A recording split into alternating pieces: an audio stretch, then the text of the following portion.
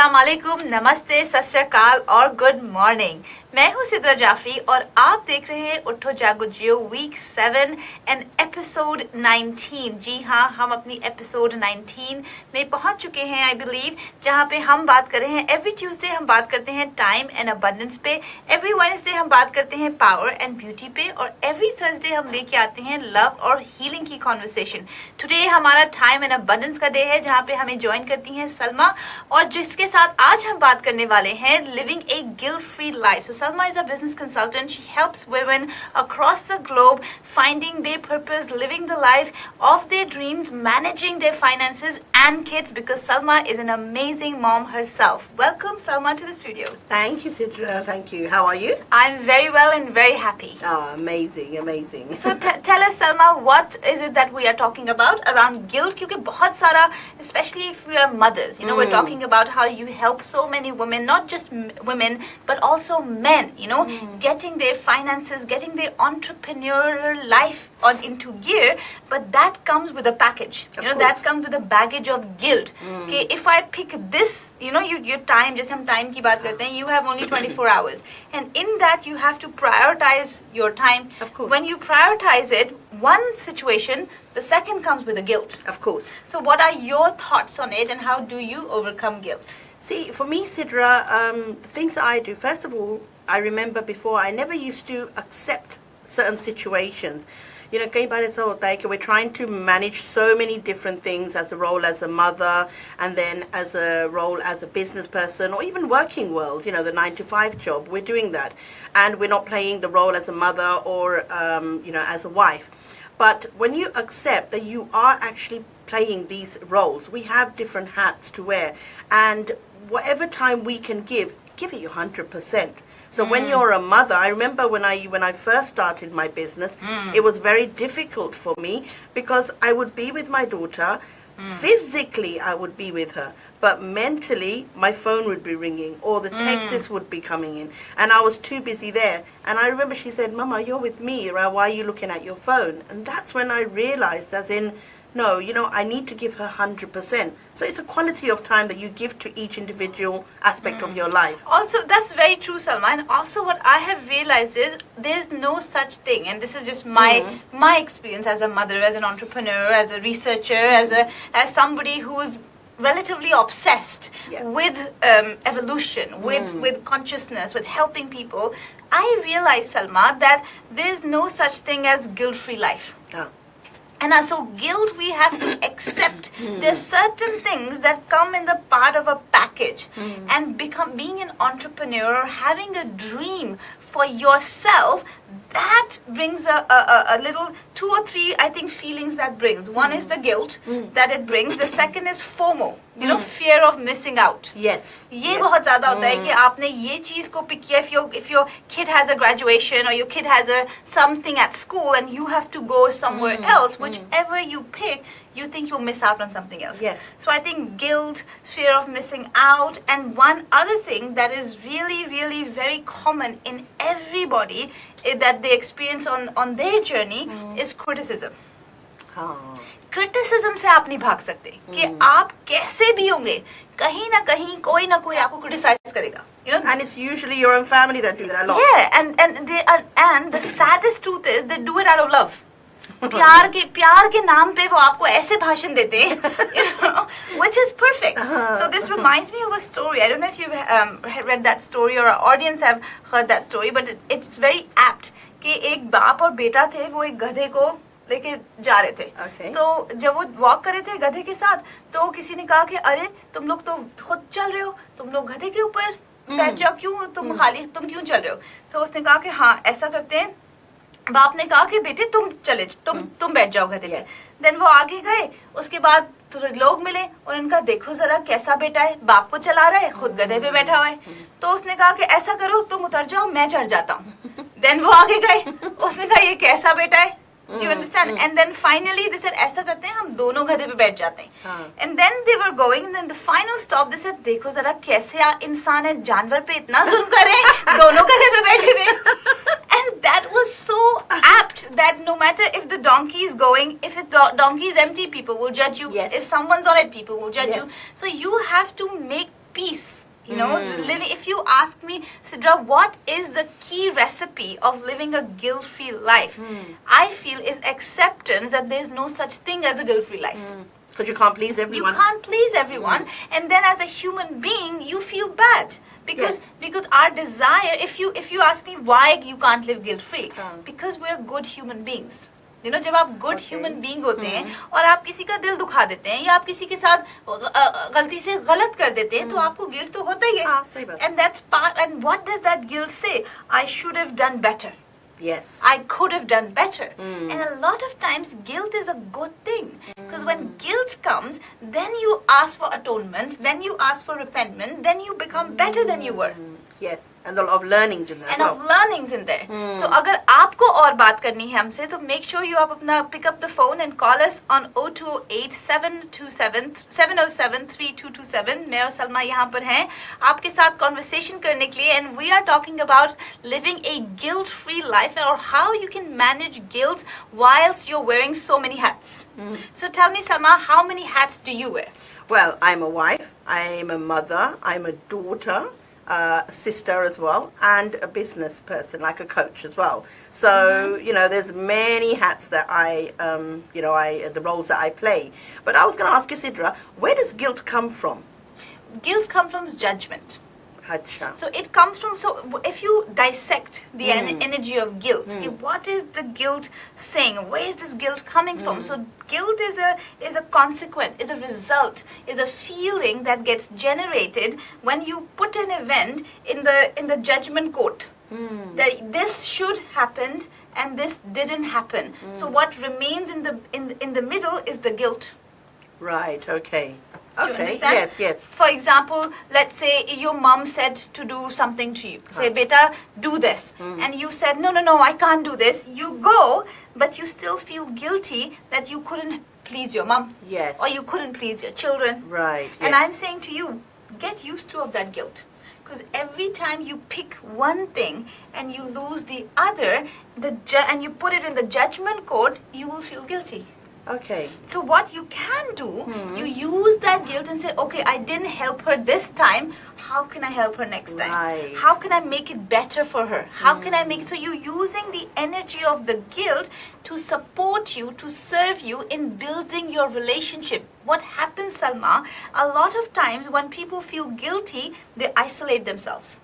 Right, okay. Do you understand? For example, if you haven't done what you're supposed to do with at work, you'll try and avoid your boss. If you haven't met the timelines, if you haven't done the calls or whatever it is that you need to do, guilt will prevent you from owning up to it, and then you start avoiding people, then your relationships get disrupted. So it's really messy in relationship if you don't understand that guilt is actually an energy and you have a choice to respond to it. Wow, okay, amazing. You know, Sidra, if you know the parents when they go either working on a 9-to-5 world or if they're actually in business or whatever, how does guilt, when a parent is feeling guilt, how does it affect the child? I think the guilt affects the child in... Or does it affect, or does it not? I think it does, because it depends on the parent's way of dealing with the guilt. Sometimes parents deal with the guilt by buying their kids toys and stuff, and that really messes with the child's psyche, because at some level they associate love with products, with toys, with stuff. So a lot of, and I have been there where when I was going through divorce and I was not being there for my children, so I would overcompensate them with gifts and with loves and cuddles and hugs. And when I look back, 75% of them was because I was really guilty. Yeah. And it's very important when you are engaging in your children, know that from which point of view you're engaging. Is it out of guilt? Is it out of fear of losing them? Or is it out of love? Okay, because like you say, you've been there, I've been there as well. Where, you know, and then I've also used that jumla, you know, where you say as in, okay, you want all these things. Because when children actually receive certain gifts, you know, because obviously for our guilt, they get used to it. You know, and then they ask for more, and they sort of not, I wouldn't say manipulate is a bit strong word, but kids are quite clever and they know how to get more things out of the parents. They start using the advantage. Yes, that's it. And I found that as well. And then I've used the sentence that, okay, if you want me to buy more things, you're going to have to allow me to go and do what I have to do to earn the money. But then I'm giving my power away as well in that. एक तो power away, दूसरा सलमा, इसकी तो कोई end ही नहीं है. कि आप बच्चे कह रहे हैं आज मुझे Xbox चाहिए, कल मुझे ये चाहिए, and then the parent कह रहे हैं let me go and work and I'll buy it to you. So it's like a catch-22. And time, I feel the way children or anybody on this planet, we've had this conversation I think last week on time, that the best gift we can give each other is the gift of time. Yes. And I think the spelling of love in children's mind or anybody's mind is T-I-M-E. Wow. What is the spelling of love? The spelling of love is T-I-M-E. That's what real, I believe, and I could be wrong here, yes. But that when you're giving somebody your time, you're giving them a part of you that neither of you can recover. Right. And we have a caller. Hello to JAGO, JEEYO. Hello. Hi. Hi. And you are? My name is Monica. I'm from School of Awakening. Hello, Monica. Welcome to the show. Thank you. I'm really enjoying the show. We're talking about guilt-free life. Yes. So at the moment, I'm going through a process looking for jobs, and the guilt comes across. But I use appreciation, so that tend to help. So I would like to know the difference between the appreciation and gratitude. I love that. I love that question. Let me answer that question off air. Is that cool? Yes. Excellent. Thank you for calling, Monica. Keep watching the show. I love that question. A lot of people confuse appreciation and gratitude. They don't know what gratitude is and what appreciation is. It feels the same, but there's distinct vibration between gratitude and appreciation. So gratitude is, for example, you are thirsty. And you don't have water, and somebody, your son, gives you water, and you will have that water. You didn't have it before, now you have it, so you say thank you.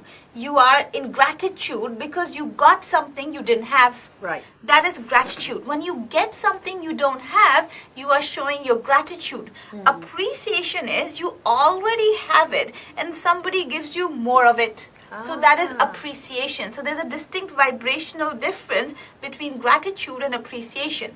Wow. That's why I always, a lot of time, focus on I appreciate. I appreciate because appreciation is I already have and I'm getting more of what I already have.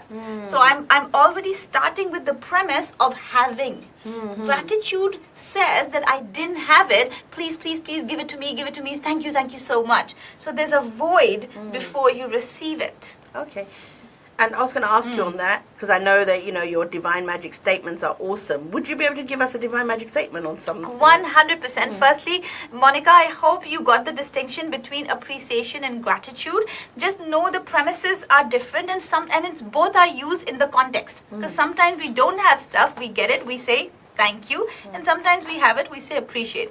So I would say that I love, accept, and appreciate all parts of my life. Wow. I love, accept, and appreciate all parts of my life would be my suggestion statement for you. Like Salma beautifully said, divine magic statement. Those of you who've joined us for the very first time, divine magic statement comes from the idea of the mind. Your mind says that your mind's core way of being is that any statement your mind accepts, it becomes a belief.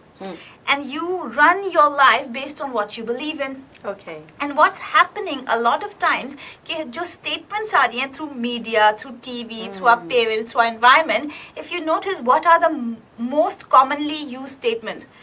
There is pain outside, there is fear outside, there is terror outside. We are feeling afraid on a day-to-day basis, and we are absorbing these statements of fear, of rejection, not even realizing that they are becoming our beliefs.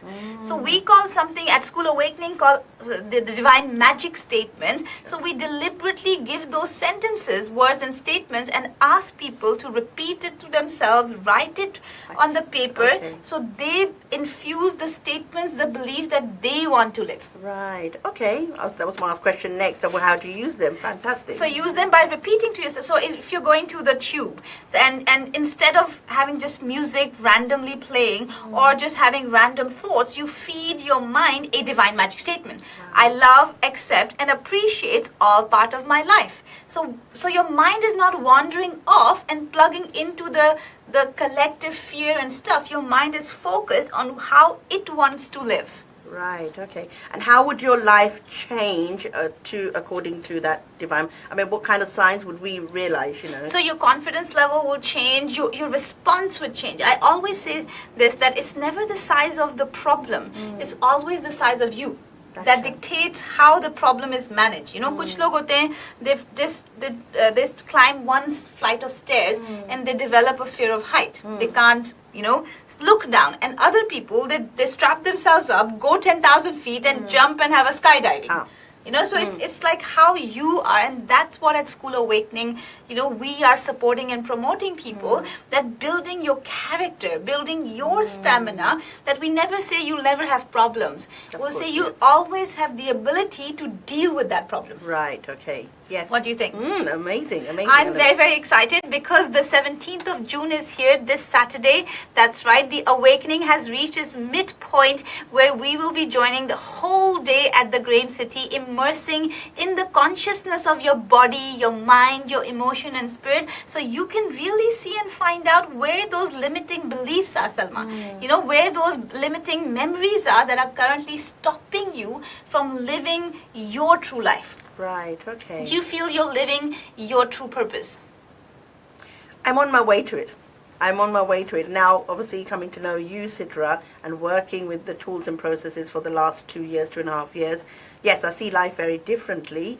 And I feel as if I'm on my journey to living that life. Yes. I believe so, and that was a trick question. Put me on the test. Of course, we are here sharing the message of awakening, sharing the message. You are here really inviting people to create balance in their life and take financially charge, you know, take charge of their lives, which is why I believe we're living on purpose. Because what is our purpose? My purpose is to help people find their purpose. You know, as you said, that coming to in the vortex or in the grid of School Awakening has helped you find your purpose, and that's what the awakening can do for people. Really wake them up to finding what is it that I love doing. Yes, yes. Yeah. One of the questions I have, Sidra, and I'm going to talk from my experience. कई बार ऐसा होता है कि, you know, my children from the time when they were very young, you know, me and my husband was working, we were both working, but every time a child wanted something, it was always me. It was usually the mother that would go and buy things, okay? Do you think there was guilt in there? Would you say there was guilt involved in it? Why is it that, you know, I was always, you know, when they asked both of us, I was the one who would go and buy them, you know, I'd feel for them. And is that anything to do with guilt? I think it's mothering instincts. Okay. I think mothers are, well, in my experience of observing relationships and parents, and I've seen a lot of parents and their dynamics with their children. And funnily enough, what I realized, or my research suggests, when I was observing father's relationship with children and mother's relationship with children, I found a detour. Okay. Between fathers and children's relationship. What's that detour?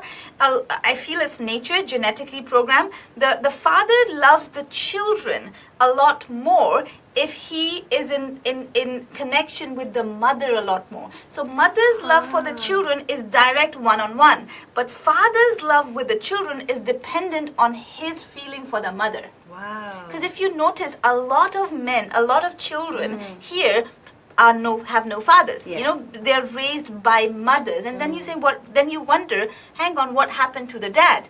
And I realized that a lot of times when the parents don't click and they don't get on, the fathers have the ability to cut themselves off and move on. Right, okay. Which is why the mothers, as you said, I'm not saying their father did that. What I'm saying is, just from a vibrational point of view, mothers are directly plugged in from placenta to placenta. Right, so they feel the children's desire, they feel their setbacks, and they want to help and nurture. And how does it look like? Go and buy. Make them feel happy. The father is not that telepathically connected with the child directly, so he looks at the mother and says, oh, you're doing it, that's fine. Right, yes. Yes, I can Yeah? understand it. Yes. Yes, makes Amazing. sense. Thank you so much for watching it. We're just about to go on a break, so make sure you have all your questions ready. Comment on our chat box. You can give us a ring as well, and we shall see you right after the break.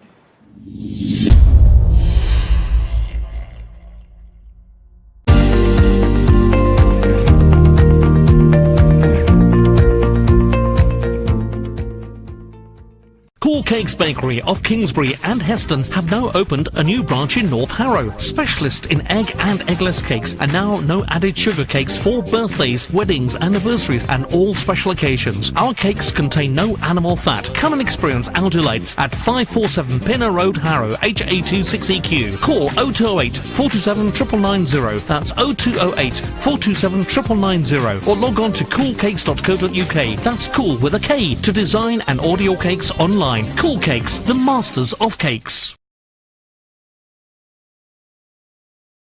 Hilarious. Wonderful. She's the most beautiful woman in the world. Chocoholic. Compassionate. Always busy. Fun, such good fun. Loving. Beautiful smile. Funny. Always funny. Stubborn. So embarrassing. A very special person. Selfless. Strong. Tired. Always bloated. So tired. Struggled to eat. She always used to be full up. She just often said, I don't feel right. I wish I'd known. I miss her.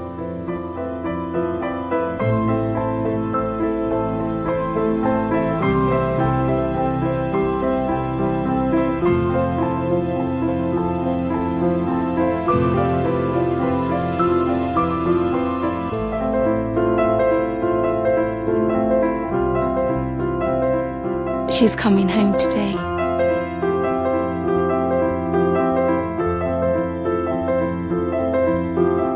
Ovarian Cancer Action has created the first dedicated scientific research centre in the UK, determined to find a cure. With your help, all your sisters, daughters, grandmothers, wives and mums can keep on doing what only they do best. Ovarian cancer, those words still haunt me. So please, help Ovarian Cancer Action continue their life-saving research so that others like me have a fighting chance. To make a difference to families like these, we need your help now. Whether you want to help us by sharing the symptoms with other women, raising funds for our research and awareness work, or volunteering your time, working together, we can save lives.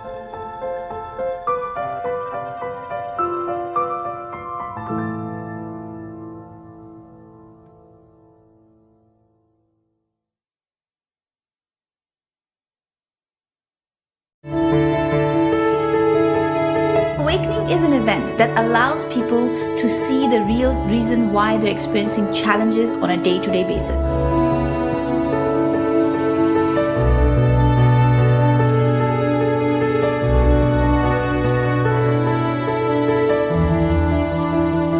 My favorite part of the awakening is when people realize how much their destiny is in their hands.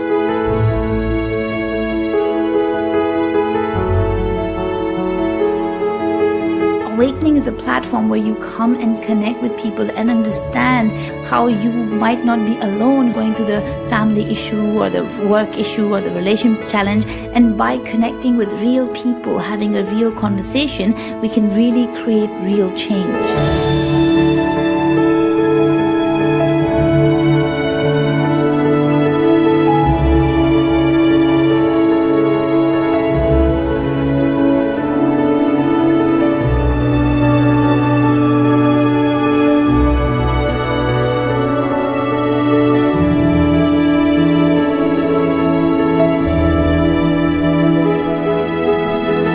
Decision creates destiny.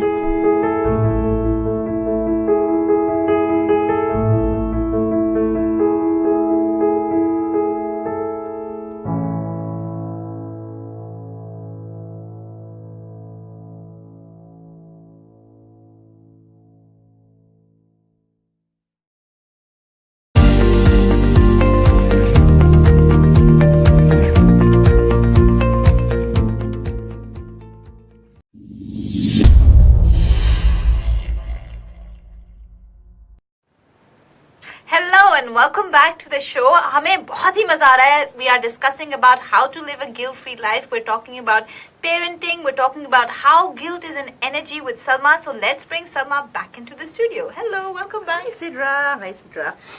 Okay, Sidra, I'm going to explain a scenario, okay? It's a friend of mine, and they are working with me in the business, and what they find is that the wife has just had a newborn, baby, and what they find is that they're there for the baby and the mother quite a lot, but when they have to attend particular meetings or any training sessions, the wife, becomes upset. She's like, oh God, you're going to go, even though he doesn't, come to a lot of trainings. How can you deal with that? Because I feel as if, because I know that deep down then he gets upset because he feels as if I'm not fulfilling what I want to do. And he's in this, this tug of war.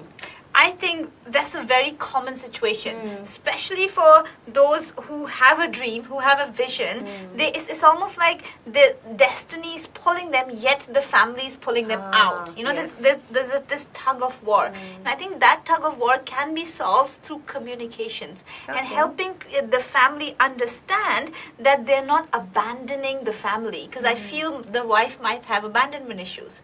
She might feel insecure. Maybe something had happened in wife's life that we're talking about. Somebody asked a question on memories, right? That memories haunt us, and this situation is very, very relevant. Maybe in wife's memories, maybe some husband who went off to trainings and left, maybe her father wasn't there, and these are our memories from the past that doesn't allow the present relationship to flourish in the present.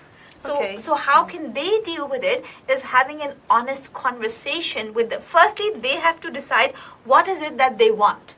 Do they want that business more? Like for me, life is really, really simple, Salma. If you say, Sidra, how do you make a decision to be angry, to be happy, to do anything? Whenever I have to make a decision, there's always this versus this. Yeah, of course. So I make a decision. What do I love more? Is my love for this person or this situation more than the other? And whichever I love more, by default wins. But then there will be guilt in there. No, that's where the difference is. Then you have to be honest. So love does not equal happiness. Does this make me happy? So that's the second question. Which one do I love more? This. Does this make me happy? A lot of times we love somebody. I'm sure he would love his wife more, or he has to love his wife more, because otherwise he will sound materialistic. But being at home makes him happy, or going out there learning makes him happy more. If second makes him happy, then he needs to find a way to communicate that to his wife in such a way that she doesn't feel abandoned. And even if she does, then at least he knows that he's done his best. Wow, okay. Do you understand? Yeah. This reminds me of one of my favorite poems, and at the Awakening I used to recite that a lot. It's called The Invitation by Oriah the Mountain Dreamer. And one of the verses in that says, it doesn't interest me what you do for a living. I want to know what your heart aches for. And what the other with other verse was that it doesn't interest me the story you're telling me is true or not. I want to know if you can betray your people and not betray your own soul. If you can betray, yes, if you can betray the accusation of betrayal and not betray your own soul. If you can be faithless, therefore trustworthy. Yeah. Because a lot of us are not living our own true life's purpose because we are afraid of forbearing the accusation of betrayal.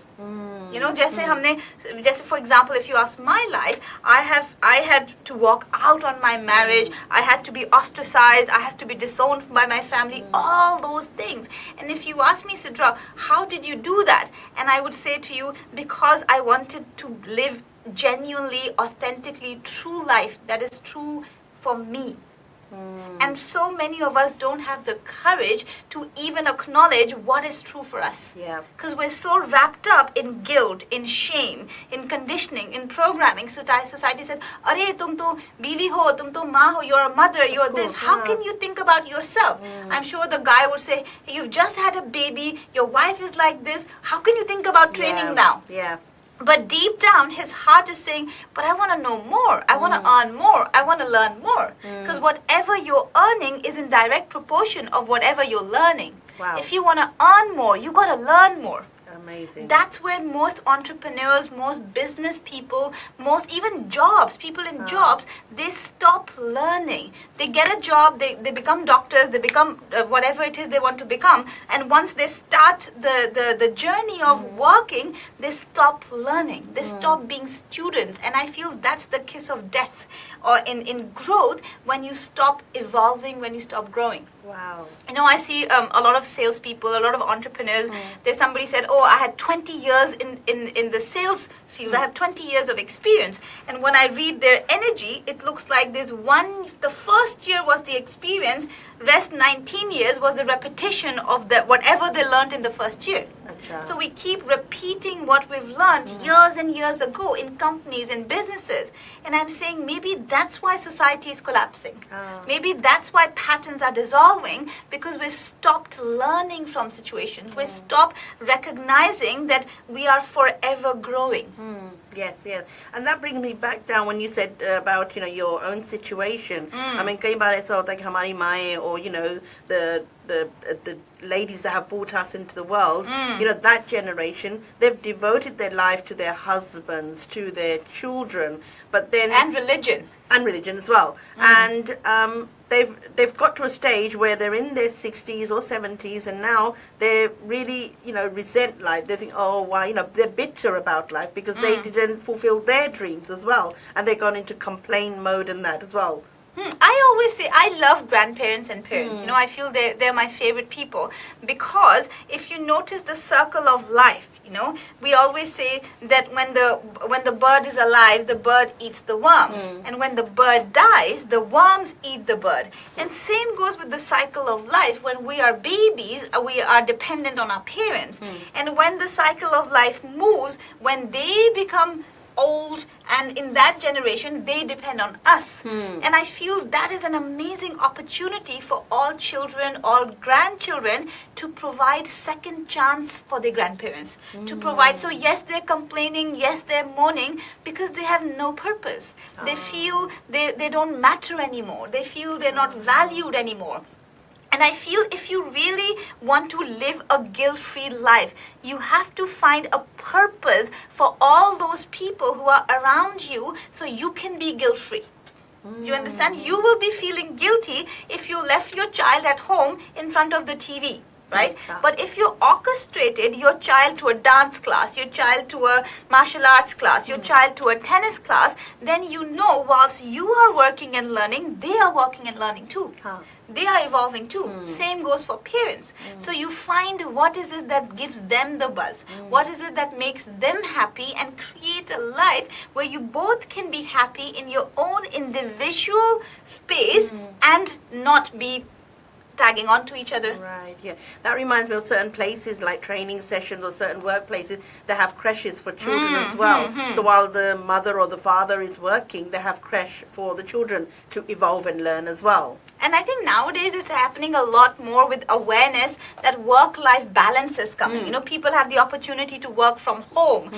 They have flexible time, which is why this Tuesday is all about time and abundance. Time creates abundance. And it's about how are you managing your time in such a way that is creating more benefit for all. And, you know, working from home, like you said, Sidra, that actually, you know, I found it quite difficult at the beginning, because when you're physically in your home and your child is asking for things, when you're away, then you're obviously away, so you're not physically there, so they can't, you know, ask for things. But when you're there, then your husband, and they cannot understand the concept of you being at home working, because you're physically there, you should be able to get up and do things. And I find that's hard. And you know, this reminds me of your Tridevi event. By the way, congratulations, guys. Audience, remember last week we were talking about the Tridevi event on Saturday with Salma and other empowered women who were there the whole day inspiring and empowering other women. I'm very, very happy that you made that amazing event. We look forward to connecting with you with new events with women empowerment. The point I wanted to make was, when we were discussing with these group of women, and the idea I had was, you know, how it's inappropriate for women woman to be asked her age. I feel that it's inappropriate for a woman to be asked, are you working? What are you doing these days? Especially the woman who has children, especially the woman who is married or who is in that domestic environment. Are you working nowadays? Yeah, I'm working with my kids. Yes. That's a full-time job. And a lot of times when we're talking about guilt, especially on women, and I'm sorry, I'm not a feminist in that regards, I'm just presenting data points, factual points, that women are more pressured nowadays to go and work than they were ages ago. Right, yes. Right? Previously, it was a fair exchange. It was a transaction. Marriage, if you look at the institution of marriage, that's based on economical solution. So we have a kid that needs to be looked after. You and I made this happen. So let's create a system, an institute where the child feels safe. Of course, yeah. That was the marriage institute. And how do we divide the roles? You're the man, you go and bring the money in. I'm the woman, I'll organize that money and make sure that you are fed and you are fulfilled and your children are happy. Wow, yes, that was the exchange for centuries. That's why the institution of marriage is one of the most safety blankets in the past, where when the person is in the institution of marriage, at least they are secure to have money, rent paid, they have secured to have sex, they have secured, that's a paid transaction at some level.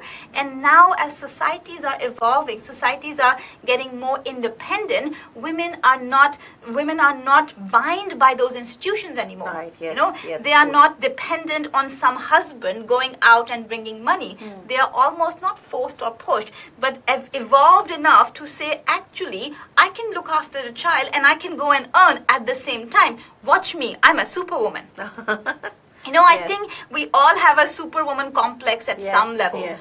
Superman doesn't even know how to wear his pants. Yeah. if you really want to go that way, and we are all having this complex that I can do this and I can do that and I can do that. It's almost like we got in this race of doing more, and in the need of doing more, we're having the wake of guilt. That no matter how much we do, we'll always miss out on doing on something. Of course, yeah. And then we'll find a way to feel guilty of not doing that. Yes, of course, yes. Do you understand? Yeah. And so it's a very important point from a woman's point of view and from a man's point of view, is to understand that women nowadays are in this desire to beat themselves up, beat themselves to be better than themselves. Yes. There's that clash, they're trying to be on top of each other, yeah. Exactly. So it's about recognizing that I am enough. Whatever I am, whatever I do is actually enough and perfect. We have some questions here as well. So we have, how can we deal with the guilt going against community expectations and traditional thinking? That is a very good question, because I feel especially if you're watching this, you're one of those people. I'm sure you're one of those people who are rebelling against the society at some level or community. I don't think it's rebelling against. I feel it's bringing a point of view which might be different from the collective point of view. Which might not be accepted by the society and community. And my answer to that is it's part of the package. Look at the history and you'll see, Jesus and Prophet Muhammad or Buddha or all those people who brought new messages. The Guru Nanak Dev, people who had the inclination, a revelation that there might be a different way to look at life. Yes. And whenever you present a different way, a new way of life, you are met against habit. Of course, you are met against belief system that might have been formed for centuries. And a lot of times people don't say yes to new belief, not because it's not good for them, but at some level they think if they say yes to this new thing, all that their parents and their great parents were doing is now considered wrong. Yes. And I feel how you can deal with the guilt is by understanding that whatever those people are saying to you, it's not really personal. You know, if you can't, for example, let's say in this room, there's a glass room, and there's a music playing, and we're dancing on the tunes of those music. The passerbys, there's a soundproof room. They can't hear the music. They'll look at us jumping up and down and think there's crazy people jumping up and down. Why? Because they can't hear the rhythm, the tune of that music upon which we are dancing. And that's what happens when societies are evolving. There are some people who start the rhythm of their bodies, find the rhythm of their inner bodies and start dancing on the internal tunes instead of external tunes. Wow. That's some great points there. Yes, thank you so much. Time just flies when we're here. You know, we love chatting. We love talking real life situations because we are real people to have real conversation that creates real change. So thank you so much, Salma. I look forward to seeing you on Saturday at the Awakening, definitely, correct? Yes. So if you want to catch Salma, Serena, Zahra and myself and many, many more from School Awakening, then make sure you join us live at the Awakening this Saturday. It is the Awakening, and I will tell you because it is my birthday and I'm very, very excited to hold. You know, I believe, Salma, the best, you should spend your birthday what you love doing. I love facilitating, hence the Awakening on my birthday. I hope you join us and enjoy the light-minded day where we will involve you and ourselves in more conversation. Until then, enjoy this, and I shall catch you tomorrow for Power and Beauty Day. This is Sidra Jafri signing off for now.